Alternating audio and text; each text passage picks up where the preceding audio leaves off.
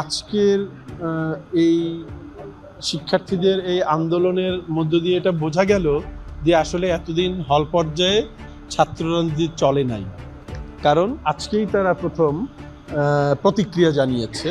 প্রতিক্রিয়ার কারণ হলো যে আপনারা জানেন একটি ছাত্র সংগঠন হল পর্যায়ে তাদের কমিটি ঘোষণা করেছে, সেটারই প্রতিক্রিয়া তারা জানিয়েছে এবং তারা দাবি করেছে 17 জুলাই যে আন্ডারস্ট্যান্ডিং হয়েছিল সেটা বহাল থাকবে। তারা প্রবোসদেরকেই দাবি জানিয়েছেন। স্বাভাবিকভাবেই প্রবোসরা এতদিন এই যেহেতু স্ট্যাটাস কোটা ছিল সেটাই বহাল ছিল, তো প্রবোসরা সিদ্ধান্ত চাচ্ছিলেন, তো সেই সিদ্ধান্ত আমরা আজকে জানিয়ে দিলাম।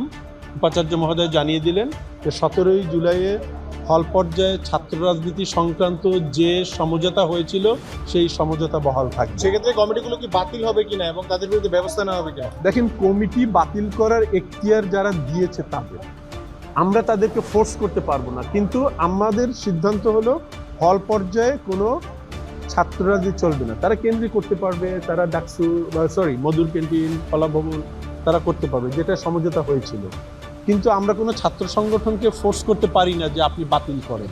কিন্তু আমাদের তরফ থেকে জানানো হয়েছে হল পর্যায়ে এটা নিষিদ্ধ, যেভাবে সিদ্ধান্ত হয়েছিল 17 জুলাই সেটা বহাল থাকবে।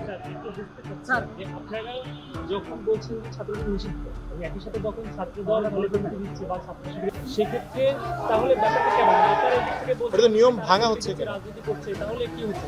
নিয়ম ভাঙা হচ্ছে, নিয়ম ভাঙার যে বিষয় সেটা নিয়েই আমরা আগামীকালকে, আজকেই মানে প্রকৃতপক্ষে আজকেই 9 তারিখ 11টার সময় প্রবোস স্ট্যান্ডিং কমিটির মিটিং হবে।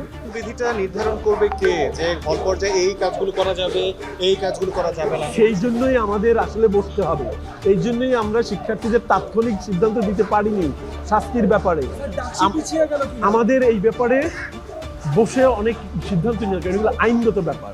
আপনি যদি আজকেই বলেন যে আপনি বহিষ্কার, এটা বললেই হবে না, আমি কোর্টে যে আবার এই বহিষ্কার ফেরত আনবো। সো এটা আলোচনার মাধ্যমে সিদ্ধান্ত নিতে হবে, সময় লাগবে।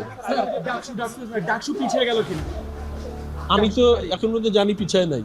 আপনারা কি মনে হচ্ছে এই যে আন্দোলন চলছে, অনেক শিক্ষার্থীরা? আমি আশা করি, কারণ আপনারা দেখেছেন শিক্ষার্থীরা দৃঢ়ভাবে বলেছে ডাকসু আনকম্প্রোমাইজড, ডাকসুর ব্যাপারে তাদের কোনো দ্বিধা নাই, তারা ডাকসু আন্তরিকভাবে চায়।